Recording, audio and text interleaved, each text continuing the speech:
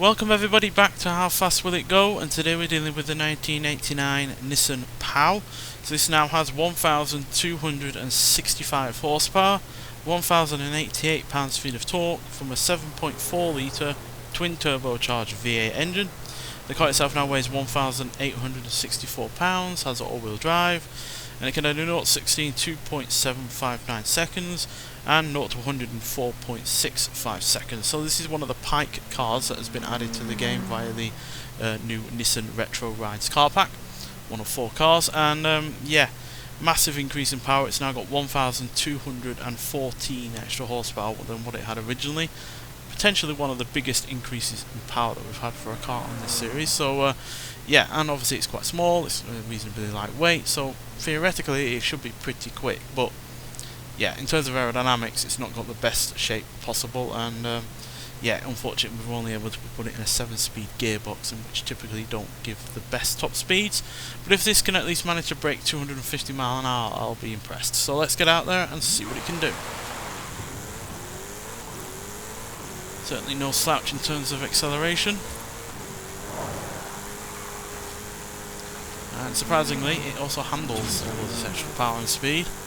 But obviously I have given it more than just all-wheel drive, you know, slick tyres and lower suspension and such, but cars that have that can still also underperform in terms of handling. But still, nonetheless, the area is 250, so that is really rather quite quick, and means it's far from the worst car that we've had on this series. There's 255, 256, kind of blipping the throttle though there a little bit. Lost a little bit of speed for that corner.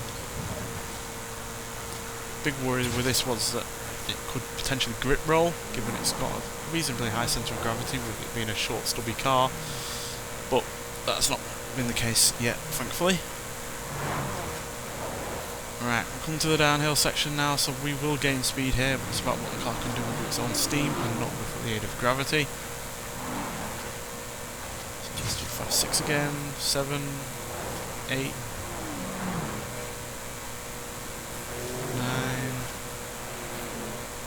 What we're going to hold now?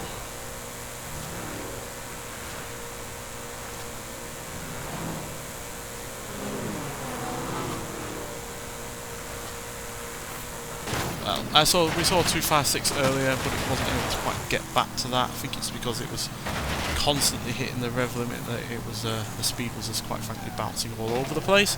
But still, 256 miles an hour means it's far from the slowest car that we've had on this series, not by a long stretch, as yeah, that means it's quicker than the Jaguar Mark II and the Ford F-150 SVT Lightning, and it also means it's able to match something like the 2021 Lamborghini Countach LPI 800-4, which, you know, is a far more capable vehicle when it comes to handling and acceleration, and yet that car really did struggle to gain any top speed at only 256, just like this car. So yeah, the fact it's quicker than 2 vehicles and able to match a modern Lamborghini is yeah, really rather quite impressive, but it is slightly slower than a Wuling Hongyang Mini EV Macaron, as well as a old Ford Capri RS 3100 and the original Chevrolet Corvette. So yeah, to the bottom of the list, but not at the bottom of the list. So yeah, that in and of itself is an achievement for this car, which yeah, was only able to do 85 mile an hour originally.